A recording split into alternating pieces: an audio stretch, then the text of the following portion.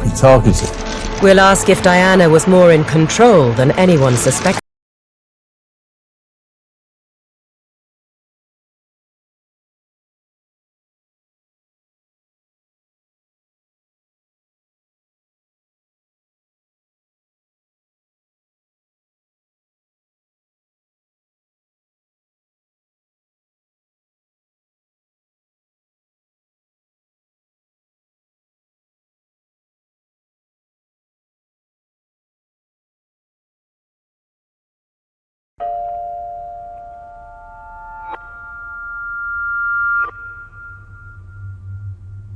There's nothing normal when you come to do a television interview.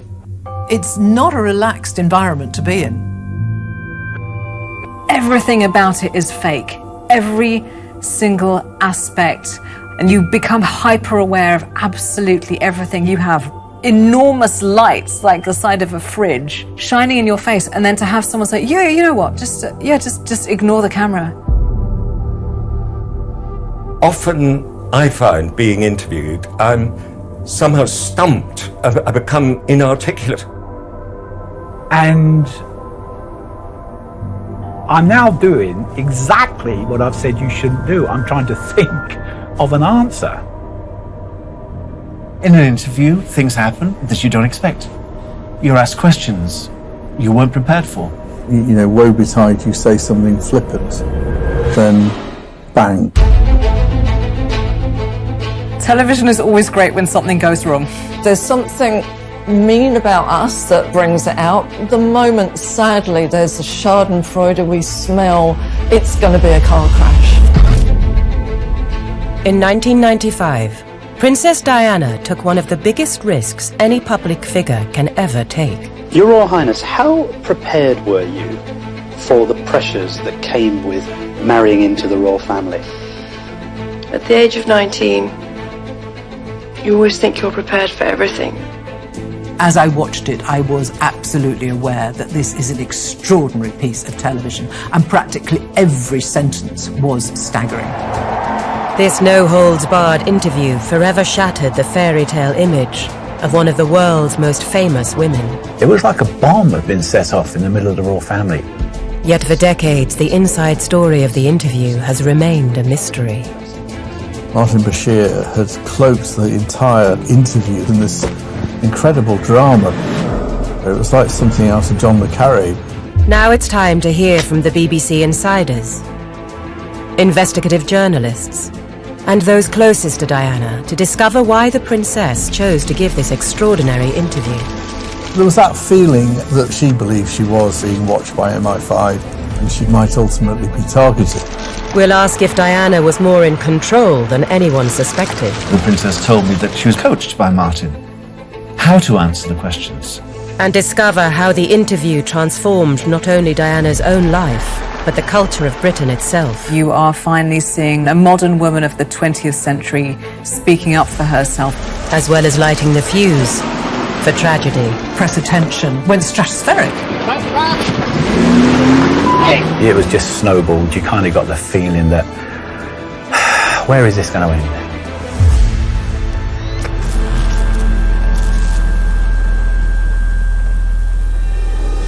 The princess had begun the day with a visit to a West London gym. She seemed in jaunty mood, unperturbed by the storm over her interview, a storm which has created even more interest in her than usual. I think she's a foolish girl to do it because she doesn't need to. She came across as a sad young woman in many ways, confused, very confused. I'd like to be a queen of people's hearts, in people's hearts, but I don't see myself being queen of this country. I saw the princess a year later, actually, after Panorama, and she said to me, I should never have said Queen of Hearts. I didn't mean that. That came out as trite. I don't think she's clearly thought through precisely what the consequences of many of the things that she said would be. I don't think that's true. I think she was absolutely aware of what she was doing. She came into the royal family as this weak, little, gorgeous, blushing teenage bride. But she grew and she came out the other end pretty strong, and I think Panorama was manifestation of that. This was a very calculated decision by Diana to put her side of the story out. Clever Diana. Do you think The explosion of Panorama was the result of frustrations that had been building in Diana for more than a decade. To understand how the fuse for the interview was lit, we have to return to one of her very first appearances on camera. At 3 o'clock, Prince Charles and Lady Diana appeared for the first time in public. And this was the first chance to see the ring of sapphires and diamonds. At the time, Diana's engagement interview was seen as the beginning of her star casting as a fairy tale princess. I don't know what you thought of me. Pretty amazing.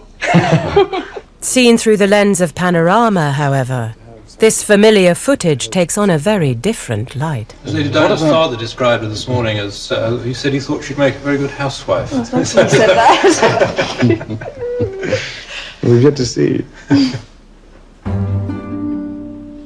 Good, level's fine. Speed 1. I'm Badisha, and I'm a filmmaker and a journalist. When I see early interviews with Diana, I see an intelligent woman who's struggling with her role and also struggling against the sheer smirking contempt of many of the interviewers. I'm amazed that she's been brave enough to take me on. And I suppose in love. Of course. Whatever in love means. Well, it obviously means... your own interpretation. If you're a woman watching that, you're like, red flag, run like the wind. I am Dickie Arbiter, former Buckingham Palace spokesman, now royal commentator. I think for the Prince of Wales, it was a bit embarrassing to say, yes, I am in love. So you can't fault the man for saying what he did say, given that they're not brought up to express emotions. No, it turned out he was having a full-blown love affair with someone else, so...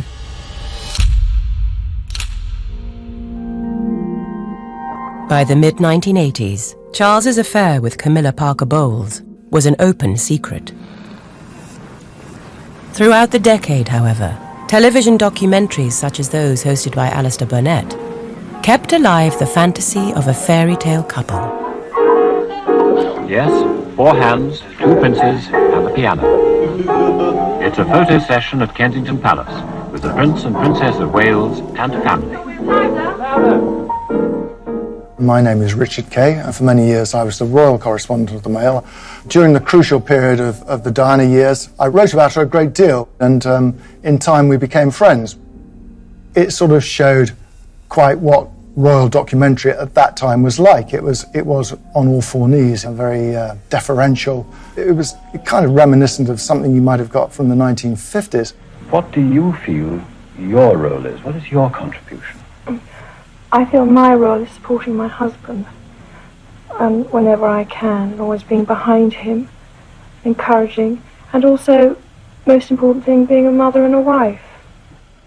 The Burnett documentaries may have looked dated, but they offered a deliberately nostalgic ideal of the nuclear family that was still popular when John Major came to power in 1990.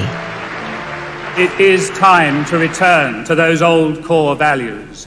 Time to get back to basics, to accepting responsibility for yourself and your family, and not... I think that John Major saw a vision of England which was conservative with both a large and a small C.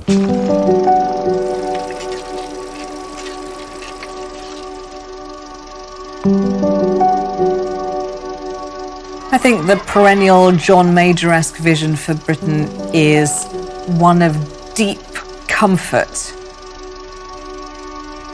It's the idea of a little Britain and a middle England which is not negative.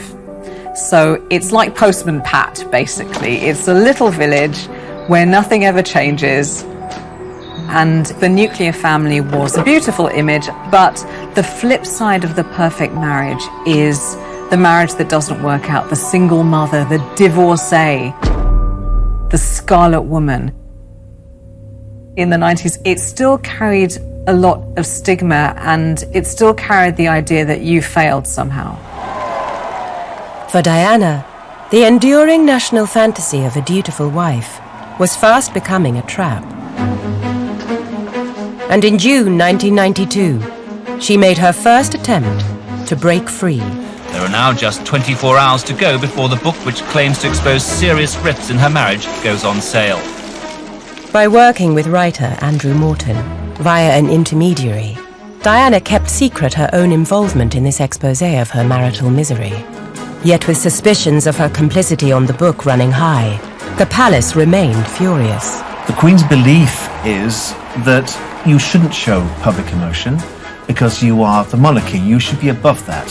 Far from freeing Diana, the Morton book merely tightened her chains. She expected the Andrew Morton book to rescue her.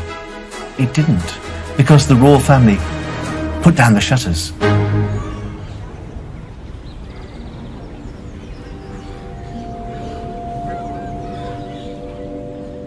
From 1992, Diana lived alone at Kensington Palace, separated but not divorced. With all media engagements now fiercely screened by the palace, she seemed trapped in a royal limbo. Yet it was a move by her husband that gave her an idea for how to break the deadlock. Well, I think the main motivator for her doing the Panorama interview was Charles's interview with Jonathan Dimbleby the previous year. Diana had been quite impressed by that interview.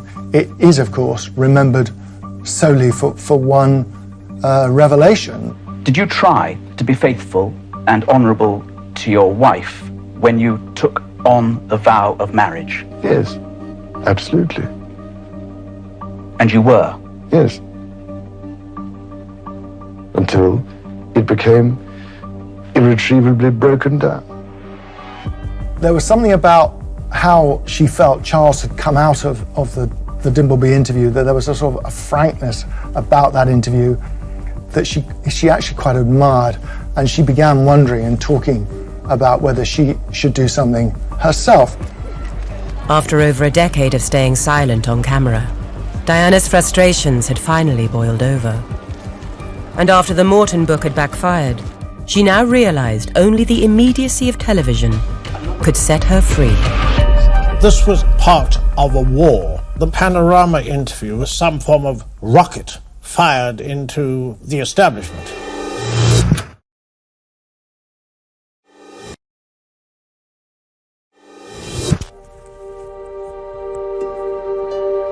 My name is Paul Burrell, and I was the butler to Diana, Princess of Wales. Right. I remember the princess telling me, "I'd like you to go and pick up somebody at White City. It's a secret. We don't want anybody to know about it."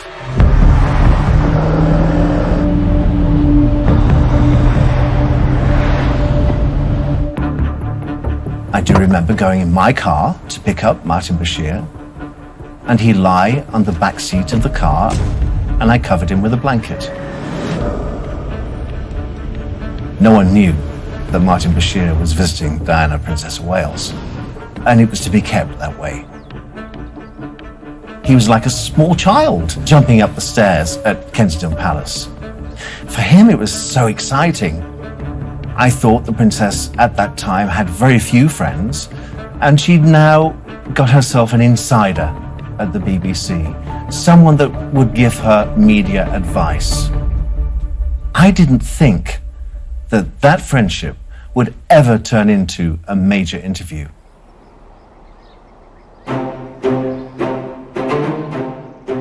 By the mid-90s, Diana was an outsider in the British monarchy.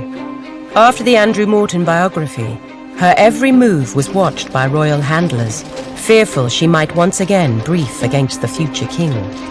Yet by the summer of 1995, a small crack had formed in the fortress walls of the royal press machine, designed to keep her from scandal. I'm Richard Eyre, and back in the early 90s, I was the BBC's controller of editorial policy. I would have regular meetings with the editor of Panorama. I think it must have been in the early summer of 1995. We had a routine meeting, ran through some programme ideas, and Steve got up to go, and he got to the door of my office, I remember, and he turned at the door and he said, "Oh, by the way, while I'm here, I should just mention Princess Di." And he told me at that time that Martin Bashir, Panorama reporter, thought he had a chance that he might be able to get to meet Princess Diana. I suppose if you could have chosen a Panorama reporter most likely to get a scoop on a world scale like this, Martin might have been the last person you would have thought of. But more important than that, I'm just about to share in Leonard's first omelette. And here it comes now. Right, Leonard, thank you very much. Martin Bashir was a small fish in a big pond at the BBC. He had done correspondent roles with Songs of Praise, but wasn't very well known at this time. I don't know what he was, actually. What was he? I don't think the editor of Panorama, possibly even Martin, I don't know, ever really thought that there was a chance that she would agree to be interviewed.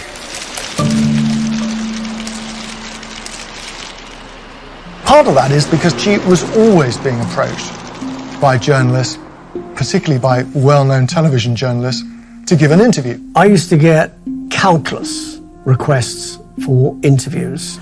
She had lunched with Clive James frequently, David Frost frequently, and Barbara Walters was a queen bee at the time. She also put in a bid. I would have loved an interview with Diana, obviously, and I suppose in the hopes that that might come about, I wrote to her one time. I said, ma'am, if you ever feel that you can put any of this on camera, I'm your woman. I'm here. Diana may already have decided in private she wanted to do some kind of television documentary. But how did Martin Bashir beat his far more famous rivals to the prize of the world's most sought-after interview? I'm Chris Blackhurst. I was a journalist and investigative reporter on The Independent. Very soon after the interview appeared, the story about the story really took off.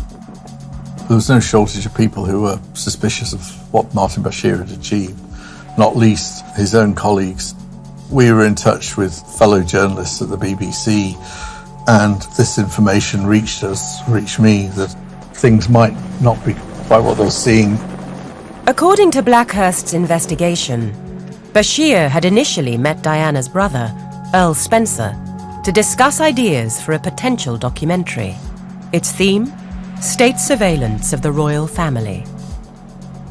Earl Spencer was suspicious of the security services, and the feeling was that people were out to get him or watch his family. And as Martin Bashir got to know Charles Spencer, was able to fuel this suspicion, and he realised as he got further in that he was getting closer and closer to a fantastic prize, which was a sit-down interview with Princess Diana. As discussions developed, Bashir appears to have made a bold claim. Martin Bashir was telling people that he had a source within MI5 who was telling him that the princess was being watched and being followed, etc., etc.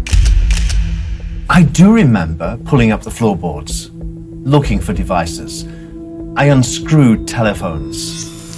The princess always felt that her phones were being tapped. She always felt that she was being listened to. You'll never know how much. The Sun newspapers say this tape is genuine. It records... Just 3 years earlier, The Sun had disclosed the existence of a recording. A supposed phone conversation between Diana and her close friend, James Gilby. The tape recording was almost certainly made by one of our security services and deliberately leaked. The Home Secretary repeatedly rebutted allegations MI5 were involved. No one has produced the slightest serious shred of evidence to support the repeated claim MI5 or any part of the security services are in favour of it. Did Martin play on those fears and prejudices she had? Quite possibly. Frankly, it wasn't something that would have been very difficult. Things got murkier when, after the interview, it came to light that Bashir had produced a number of fake documents. The question was why. He went to a graphic artist and they concocted a bank statement. The NatWest Bank, an account in Brighton, apparently belonging to Alan Waller, Charles Spencer's former head of security. The statement showed a payment from a mysterious offshore company. Suspicions were raised that Bashir may have produced these fake documents in order to fuel the princess and her brother's fears, in turn leading to Diana agreeing to the interview. It was felt that Bashir was saying to Charles Spencer, the security services, they are paying Alan Waller for information about you and your sister. After the interview, the BBC launched an investigation. In the end, they didn't deny the statements were fabricated. It wasn't denied at all. They said they were satisfied that they hadn't actually secured the interview, hadn't been shown to Diana and hadn't secured the interview with her. With denials from Bashir and Diana herself apparently confirming she hadn't seen the fake documents, Bashir was exonerated. As for the BBC's explanation as to why the documents had been created, not everyone was convinced. I'm afraid a lot of us blew very loud raspberries at that point. Why would you go to those lengths? Why would you go to the trouble of fabricating a bank statement, which is quite a heavy, serious thing to do?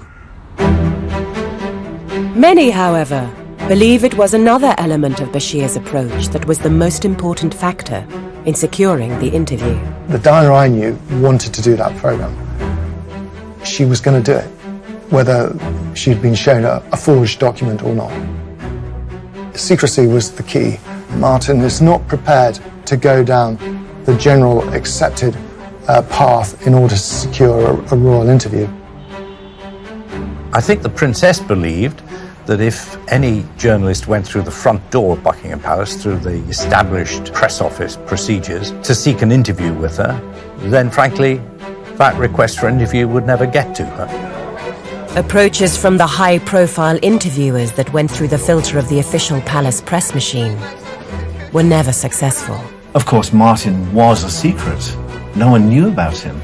And that was his biggest asset. He hadn't gone through the normal procedure of going through the Private Secretary's office. He wasn't a celebrity.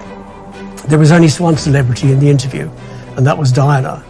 So it was important that if she was going to do an interview, and certainly when she did it with Panorama, it was with a comparative unknown. After weeks of secret meetings with Diana, Bashir's negotiations finally paid off. Things came together suddenly, very rapidly, at the end of October, which led me to make the only one written record that I made of all our discussions. Steve Hewlett and one of his reporters, that's Bashir, came to see me about a project we've discussed on and off for several months. The outcome of that meeting was that we should proceed full speed ahead. Sorry to be so Delphic, I said at the end of this note. The cryptic nature of this triumphant memo spoke to the biggest problem now facing the BBC: how to keep the world's most sensational scoop a secret. As I understood it from Panorama, the princess was sure that if news of the interview got to the palace would find a way of stopping it.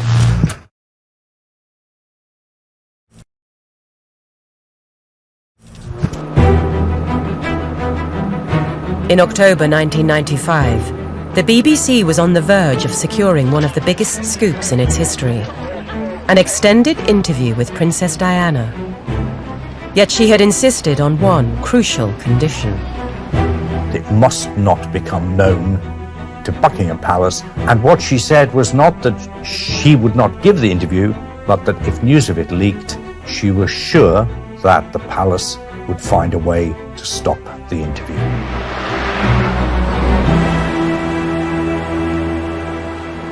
We operated on, it was really corny to say, a need-to-know basis.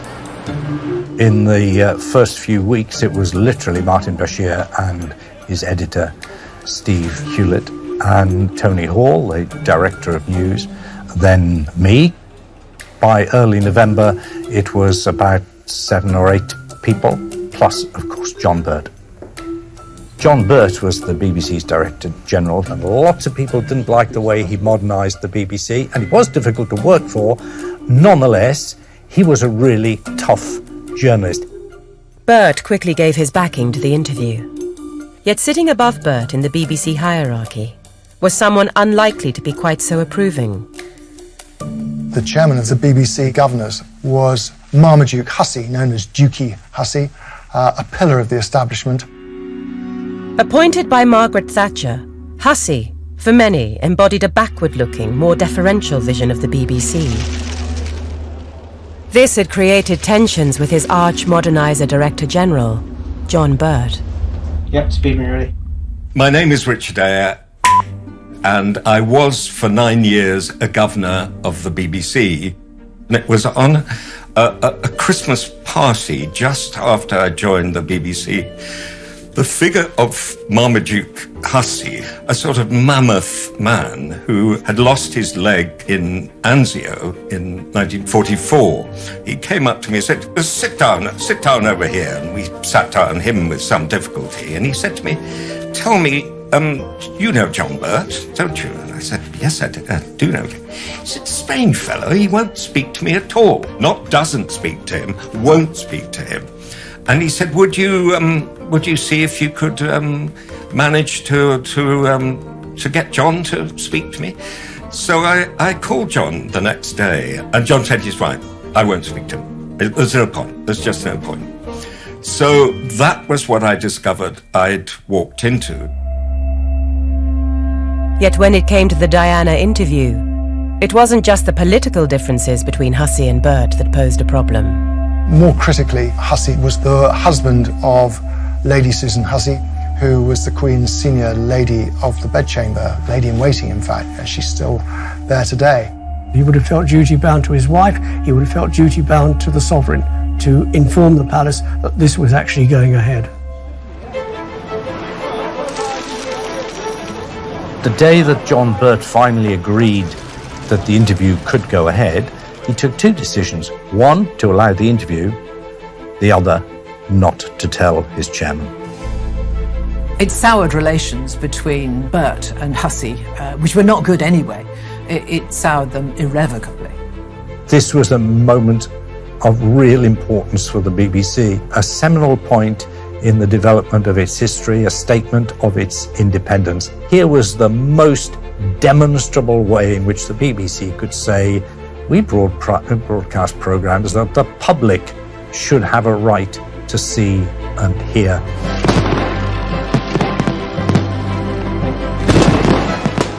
The date finally chosen for the interview was the 5th of November, 1995, the anniversary of the plot to blow up Parliament. The location? Kensington Palace, right under the nose of some of the Queen's closest family. You've got to remember also that there were other members of the royal family living there too. The Gloucesters and the Kents that were not far away. I remember well the Sunday the princess said to me, Paul, you haven't had a day off this week. Why don't you go home and play with your children? I thought, odd that she should just dismiss me. To get past palace security, the small BBC crew devised a cover story. As I understand it, they were introduced by the princess as their hi-fi mechanics, technicians. They're going to fit up a new stereo system for me. Perfectly plausible if you don't know much about hi-fi.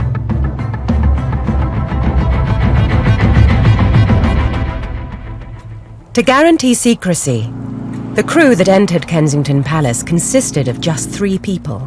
The cameraman, Tony Poole, the producer, Mike Robinson, and Martin Bashir. Tony was left to set up his equipment, leaving Bashir and Diana an hour and a half before filming began. People wonder, had she rehearsed it with Martin Bashir? She obviously hadn't rehearsed it with the BBC. Obviously, Bashir doesn't tell her the questions in advance. Others, however, take a different view. Actually, it had been rehearsed. I know from a later conversation the princess told me that she had to get it perfect. Internal documents released by the BBC state that the princess had been notified in advance of the broad areas of questioning, but not the questions. They knew exactly what the questions would be and how the princess would answer them. And Princess Diana was coached by Martin how to answer the questions. He helped her through the minefield of an interview.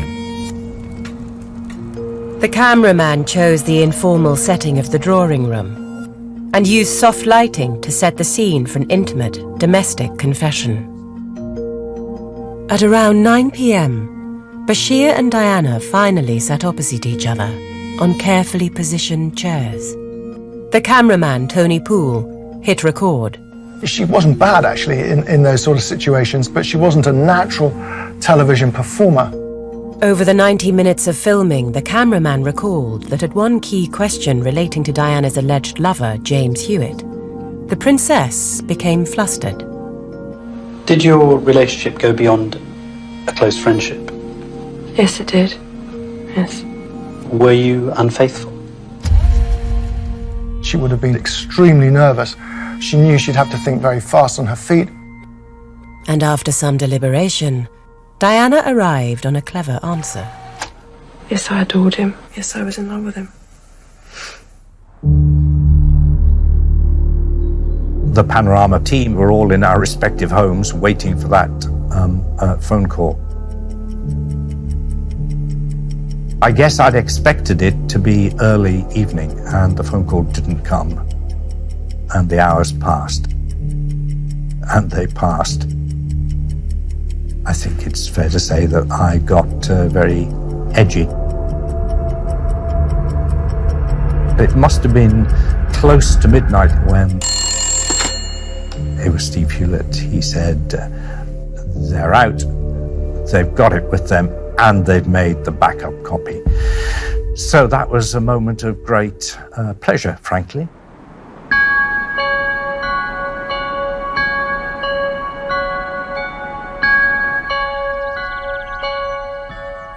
The next morning, I arrived at Kensington Palace.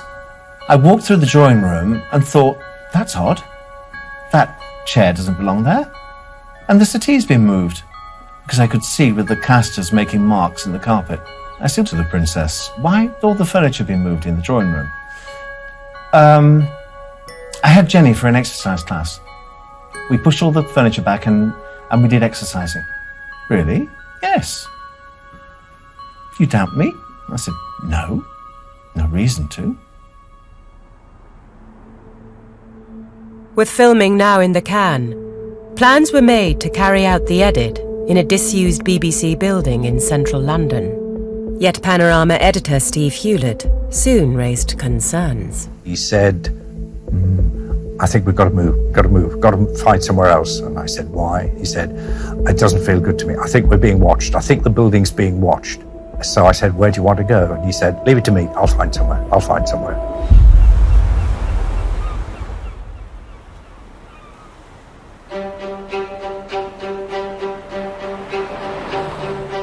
I got a call saying there was an editing job in Eastbourne, but they couldn't tell me what it was about, and I'd find out when I arrived.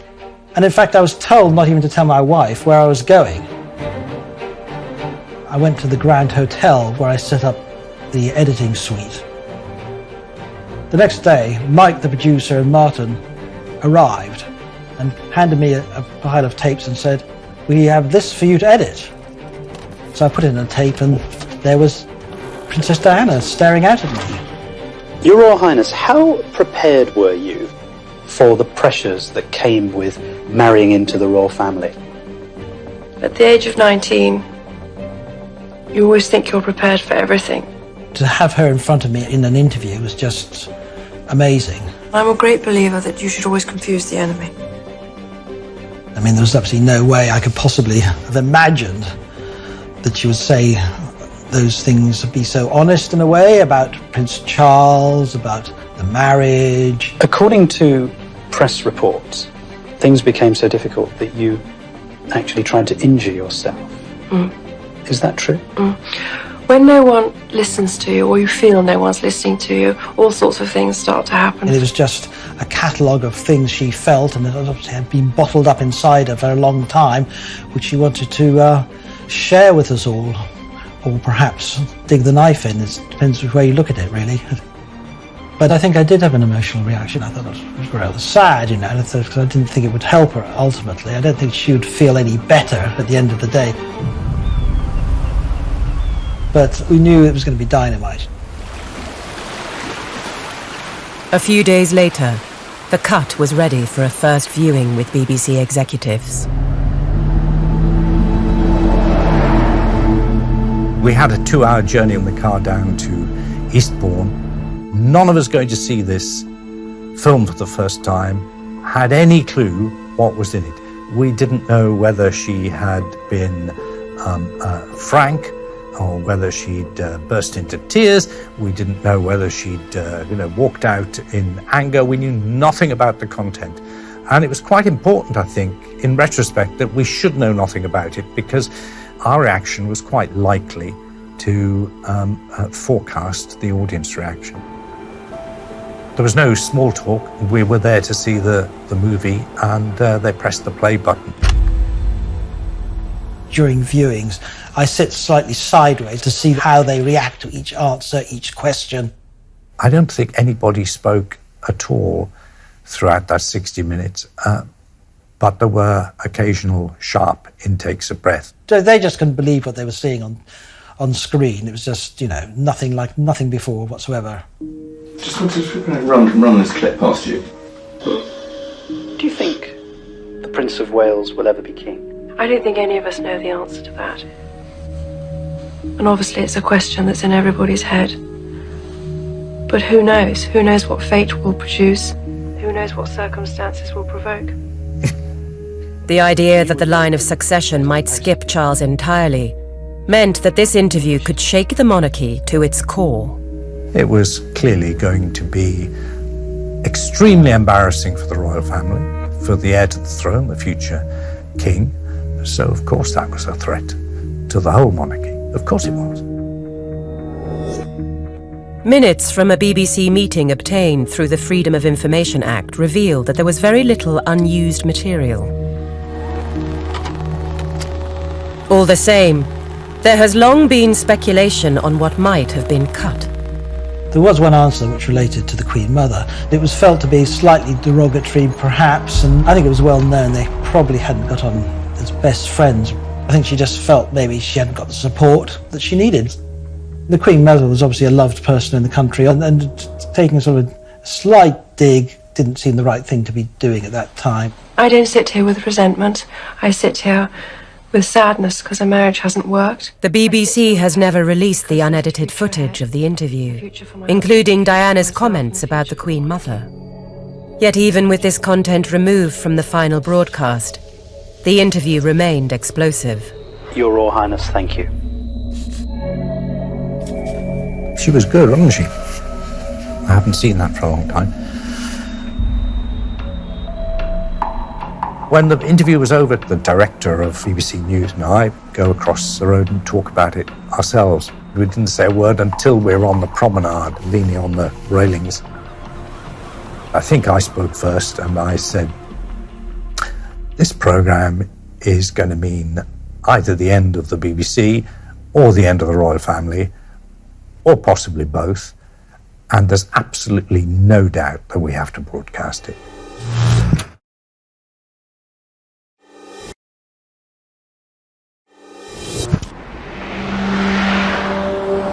Once the programme was ready, it was clearly important to get it out pretty quickly, because eventually everything leaks. We had, right at the beginning, we had agreed that the princess should be allowed to be the person who broke the news to the palace. Diana delivered the news to Robert Fellows, the Queen's private secretary. She said, "Oh, Robert, I want you to know I've done an interview with the BBC," and alarm bells must have rung immediately with Fellows, but he very generously said, "Oh, is it something to do with children in need?" Her response was no. It was Panorama. All the phones started ringing. My mates all sort of calling me, saying, there were other royal reporters saying, "Oh, what's in it, what's in it?" I didn't know what was in it. I had no idea. Royal press photographer Mark Saunders was on the ground as chaos unfolded in the week leading up to the broadcast. It was a mad, mad week. First of all, the world's press had descended on London.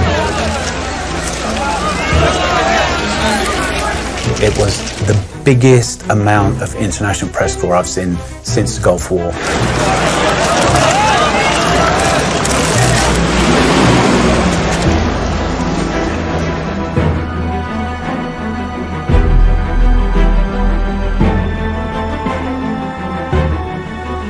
With the wait almost over, households up and down the country brace themselves for scandal. There'd been such a build-up over the previous 5 or 6 days. I mean, every day there were headlines. So the public interest had been whipped up to fever pitch, really. So 23 million people were going to tune in and watch her give her side of the story. She was nervous, anxious about people's reaction, but clearly being reassured all the time by Martin Bashir that she'd done the right thing and that the film would have the desired impact that she wanted. I can only imagine that she was pent up with anticipation, probably anxiety. You got to remember, at the time, people were watching it in pubs. I mean, it was a massive event. And yet you can't control other people's reactions. So it's like the entire nation's opinion of you is hanging in the balance. And it always boils down to either you believe the woman or you don't.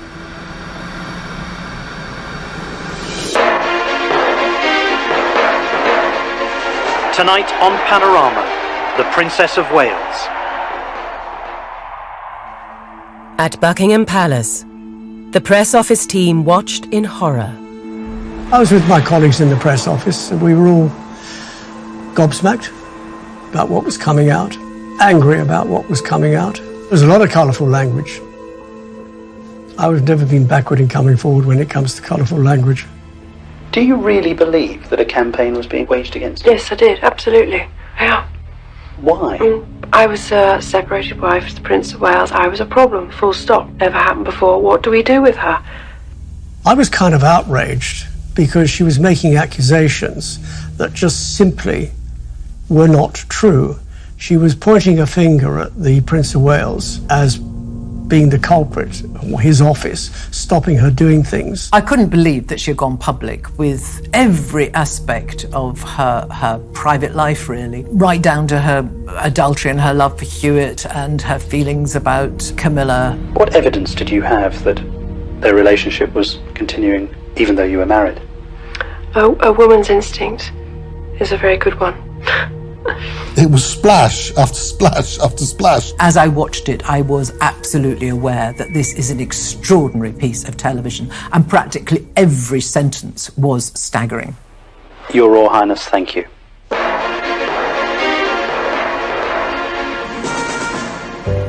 At the BBC, the news team gathered to celebrate their triumph. After the programme was finished, we opened at least one bottle of cheap white wine, and so my recollection of the detail is hazy, to put it mildly.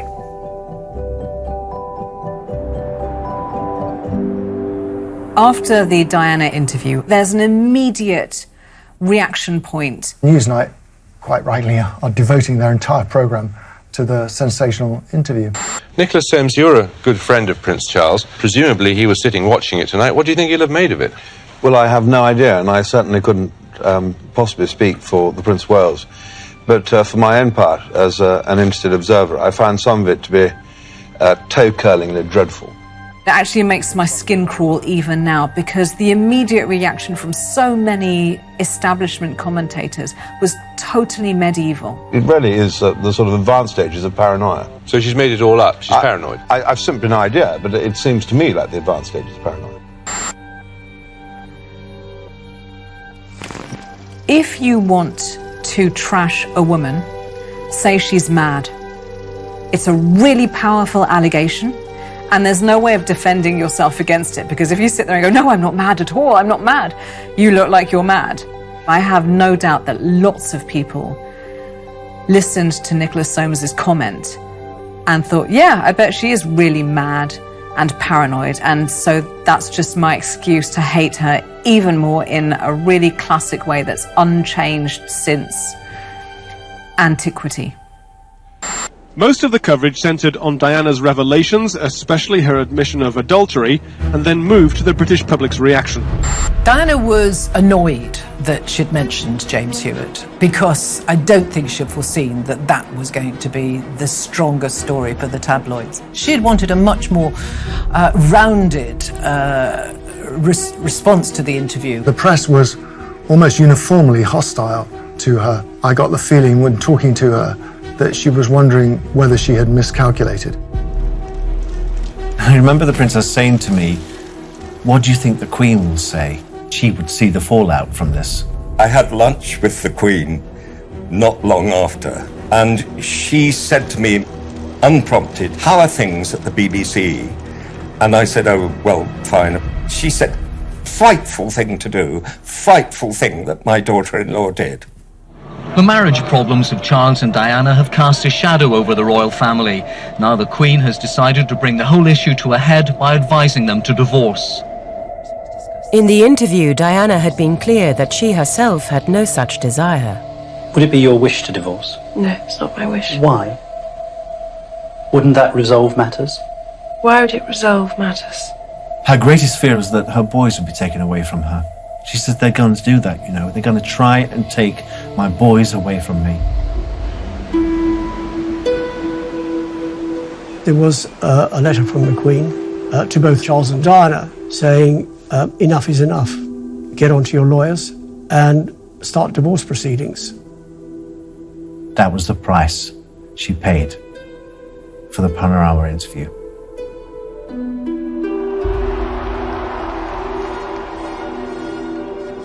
Piece by piece, Diana had demolished the fairy tale fantasy that had once been her prison. Many in both the establishment and the media had punished her for revealing a more complex reality. What above all we have a right to expect of royalty is a degree of reticence, a degree of dignity. But on the streets, another story was unfolding. I suppose she'll get quite a lot of support from it. She does come across as if she's been done wrong by the prince. She needed to do something. She needed to put her side of the story for us to hear. You know, I think it's right that she's done it. It's the public reaction to Panorama that counts. It's not the newspapers, the columnists, the Wednesday witches, and all those people who write nasty things about her in the daily papers and the Sunday papers. It was the public, and the public loved it. I think everything has a lot to do with what Diana said about her own mental well-being. I was unwell with postnatal depression, which no one ever discusses postnatal depression. You have to read about it afterwards. She did wear her heart on her sleeve. You couldn't really imagine anyone else in the royal family using the kind of language Diana used in Panorama. You'd wake up in the morning feeling you didn't want to get out of bed. You felt misunderstood. The risk of talking about mental health during the 90s was high. It was very easy to get labels attached to people who were vocal, and for Diana to talk so openly and so confidently about postnatal depression was a breakthrough. It meant that women all over the country and the world were looking around and actually being able to relate, not to a princess, but to a mother. Friends on my husband's side were indicating that I was, again, unstable, sick, and should be put in a home of some sort in order to get better. I was almost an embarrassment. In just a few days after Panorama, Diana received some 6,000 letters of support from women identifying with her plight.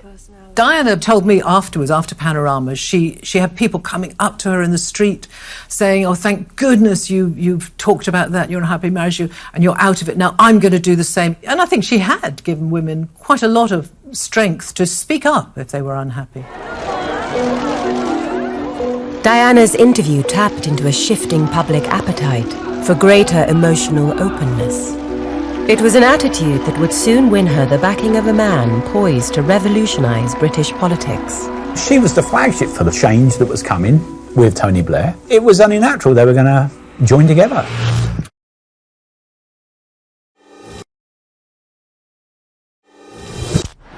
They were going their separate ways today. As the Prince of Wales left Kensington Palace, the Princess drove in.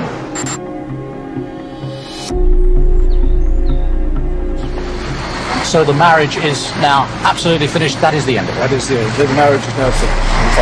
Yes. Panorama had left Diana with a divorce she claimed she never wanted.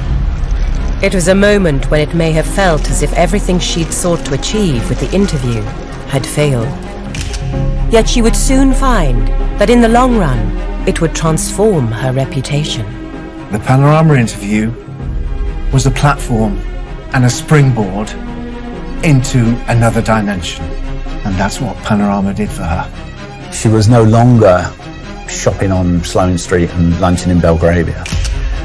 All of a sudden, she was rubbing shoulders with the likes of Bill Clinton. And she finally got the credibility that I think she craved. And at Diana's side as she negotiated this new world was an old ally. In terms of the personal relationship that she had developed with Martin Bashir, it didn't end when he packed away his camera equipment and he and his crew left Kensington Palace. He became a constant visitor and support to her for many months. He began helping her with her public addresses, with her speeches. In the wake of Panorama, many of Diana's critics claimed she'd been used by Bashir in a way she'd come to regret. Yet her continuing alliance with the journalist suggests a very different possibility. I'm Judy James. I'm an author and a body language expert. The thought that Diana was bullied into this interview by Martin Bashir makes me laugh, quite frankly. She was so in control of herself, so in control of her emotions, and also so in control of the entire interview. She was steering, guiding. He would ask a question, the eyes would go to the left, and she would breathe in slightly. Is that true? But then very quickly she'd come back without any faltering whatsoever with a pitch-perfect answer. Well, the enemy was my husband's department because I always got more publicity. With apparently conflicting accounts, there's no way of knowing for sure whether the interview was rehearsed. Yet detailed analysis of Diana's performance drops some intriguing hints. Those giveaways to me implied that there probably had been some form of collusion about what the questions were going to be, and then she was given time maybe to work out what her answers were going to be. Panorama wasn't spontaneous. I mean, some of the things she said I had already heard. I met Diana for a long, long chat, 5 months before Panorama. It's just the two of us. And these are notes from June 95. And she says there were always, from day one, 3 people in the marriage. She means Camilla. Well, there were 3 of us in this marriage, so it was a bit crowded. Now, that's one of the most famous phrases from Panorama, so it was something that was going through her head, months before. Oh, there's so much here, there's pages and pages of it. What was your reaction to your husband's disclosure that he had in fact committed adultery? Well, I was totally unaware of the content of the book, and actually saw it on the news that night that it would come out. Part of the plan was to not look overly vindictive. There's a phrase in Shakespeare that I didn't come to praise Caesar, I came to bury him. And I think what she does, and this is a good example with Charles, is she buries him by praising him. But then I admired the honesty, because it takes a lot to do that. In what sense? Well, to be honest about a relationship with someone else in his position is quite something. Diana's physical appearance also played a powerful part in guiding the audience response. She'd use what looked like a white pencil under the rim of the eyes to make them look even sadder. The look is somebody who appears to have put on makeup in a way that is concealing her distress. It's like somebody who has been very, very tearful and then run out of a room, come back 10 minutes later, having restored their makeup. I think that's a conscious decision. And I think that she presented herself as a victim. That's not being cunning, it's not being calculating, it's survival. The artfulness of the appearance of spontaneity, that's acting. That is very considerable. But at the same time, doesn't mean that what she was acting wasn't true. Diana's performance may have borne all the hallmarks of something skillfully rehearsed, but it wasn't simply a bid to get even. It was also part of a job pitch. What role do you see for yourself in the future? I'd like to be an ambassador for this country. I'd like to represent this country abroad. Many in the establishment were horrified. It was seized on as an example of the fact that she's out of control. The institution wanted to shove her to the margins of royal life, failing to realise what a great asset they had.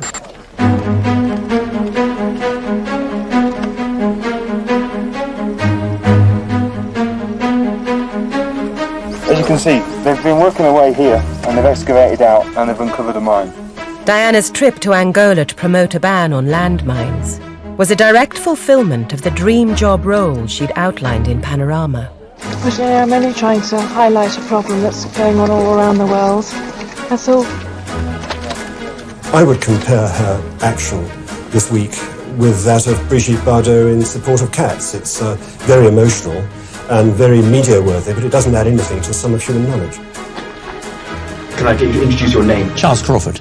I was ambassador to Bosnia, and in 1997 I hosted Diana there when she came out on her visit. It was politically sensitive. Yes, it's clear that this category of weapon had been used in an indiscriminate and improper way, for sure, in these wars. But doing something about that and having a treaty which is watertight so you can make sure that other people aren't cheating, it's a job for grown-up diplomacy. Yet fortunately for Diana, there was someone who believed in her ambassadorial potential.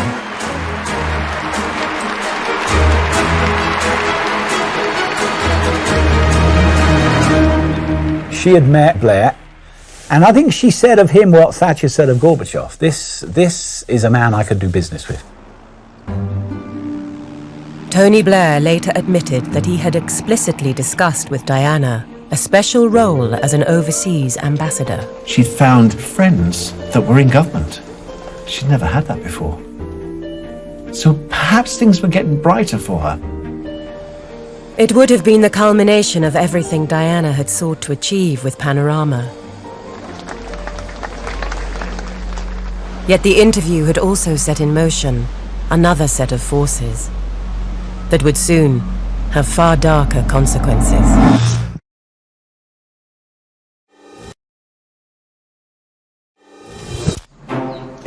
By 1997, the Panorama interview had liberated Princess Diana to pursue a bold new ambassadorial role. Yet this new, even more prominent public profile had also fed a far darker force.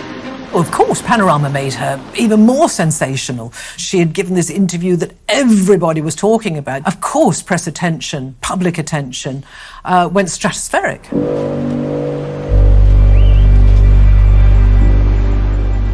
I never know where a lens is going to be.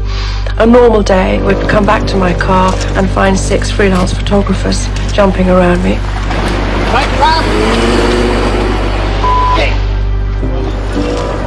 Some, however, were reluctant to see Diana as simply a passive victim of press attention. Well, of course the princess used this double-edged sword. Of course she did. There were a small number of journalists that Diana confided in, and absolutely preeminent in that group is Richard Kay of the Daily Mail. No, I mean, look, I was privy to things sometimes in advance, but and other things, but no, that wasn't the way it worked. I could ring Richard Kay and say, oh, the princess will be at Harrods this afternoon at 3. If you're there at the south door and a photographer's there, you'll get a nice picture. I never encouraged the media. There was a relationship which worked before, but now I can't tolerate it because it's become abusive and it's harassment. You have a Panorama interview saying you want the press interest to diminish. Strikes me as a bit unlikely. Each time one enjoys oneself, albeit it's in a different situation, you have to pay for it because people criticise, which comes with the patch, as I said previously. But I am a free spirit, unfortunately for some. but I'm a free spirit, little sort of sexy look, meaning that, oh, well, I'm just me and you can't be surprised if I'm going to pop up on the cameras now and again. That kind of low chin tilt is not meant to be alluring in any way at all. It's the body language of someone who's literally been forced into a corner. Yes, she had encouraged it at times, and yes, she planted stories, and yes, she cooperated with the press at times, with certain journalists. And can you have your cake and eat it? Can you be on both sides? Well, no, probably not. But that doesn't stop me having sympathy for the situation she was in. In the summer of 1997, the pressure on Diana in the wake of Panorama reached a new high. When the press got wind of the fact that she was on a yacht in the south of France and that she was having a bit of a fling with Mohammed El Fayed of Harrod's son, Dodi, the hunt was on. Quite simply, it was a media frenzy. Those 44 days, that was every single day. Massive press coverage. It was just snowballed. You kind of got the feeling that, where is this going to end?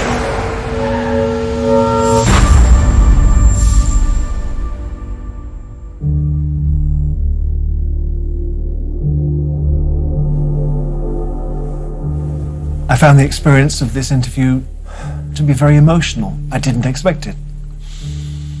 People don't understand how difficult it is to do an interview, how to project yourself and your emotion through that little square box. It's kind of, I suppose, in a religious sense, it's like confession. You're aware that everything you're saying is being recorded and it's there for posterity.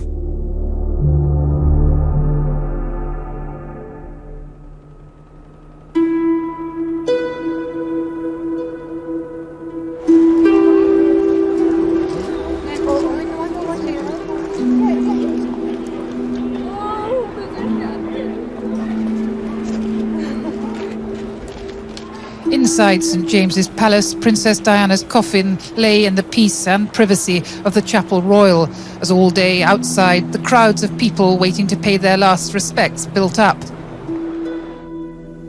Did the Panorama interview play a big part in the public response to her death? Unquestionably, it did. I think that she was a celebrity victim, and I think she came through it, and that was a good example to a lot of people. People who'd never met her, but people who had remembered her words in the Panorama programme, wanted to be there to show their respect for her. She only gave this one interview. She never gave another interview of substance. Audiences probably came to believe that they knew Diana in a way that they didn't know other members of the royal family and hadn't known her before Panorama. After her death, a single phrase from Panorama came to define the princess. She was the queen of people's hearts, and what had happened to her wasn't time. She regretted using the phrase Queen of Hearts. She says that was a dreadful mistake. But that's the phrase, of course, that people remember from Panorama more than anything else. I think ordinary people understood that here is a woman who is on a journey. She's on a journey from being the obedient woman to being the slandered woman to being what should have been the fulfilled, self-actualized woman, and her death cut that narrative short.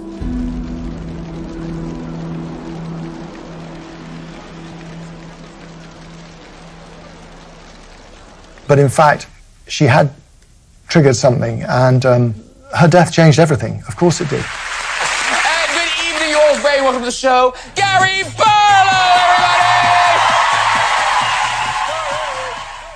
Princess Diana's interview was a real watershed in lots of ways. With the generation that follows, no one laughs at talking about mental ill health. I put on a lot of weight in that period, a lot of depression. At first, you look back on those times and you go, but it was all right, really. But then when you look again, you go, actually, there's some quite serious issues in it. It's not weak to talk about your emotions. It's actually strong, seen as something that celebrities should be doing. And in fact, we're actually suspicious of people who don't behave like Princess Diana anymore. I just want to hug you. Oh, thank you. Here we go. Mental health has always been a bit of a stigma, hasn't it? Now, everybody talks about it. Why?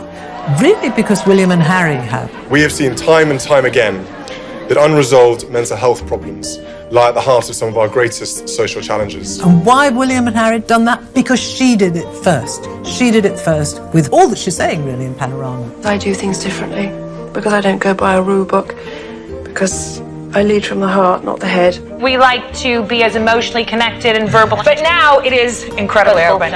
And if you want to be mean about it, you can say, oh, well, you know, it's all touchy-feely and we're all fragile millennial snowflakes and we can't talk about anything without talking about how we suffer. The world is getting too offended by everything, too sensitive, too snowflakey. Let's just get a grip. Feelings are very important, but thinking and being sort of disciplined and tough and wise and measured and smart are also part of it as well. It's easy to look at this more accepting world that we have now and think it was always that way. I've had suicidal thoughts in the past. You know, I've been there. You need to talk, and talking's really good, and it helps you overcome so many things. But there's also the possibility that people may start coming forward claiming victimhood when actually, by any normal standard of historical experience, they have literally nothing to complain about. But I think being candid about the good stuff and the bad stuff is a really good thing. All the things that we laughed at Princess Diana for in 1995 have really become the norm. It will say something good for people who are now going to grow up in a much more emotionally articulate world.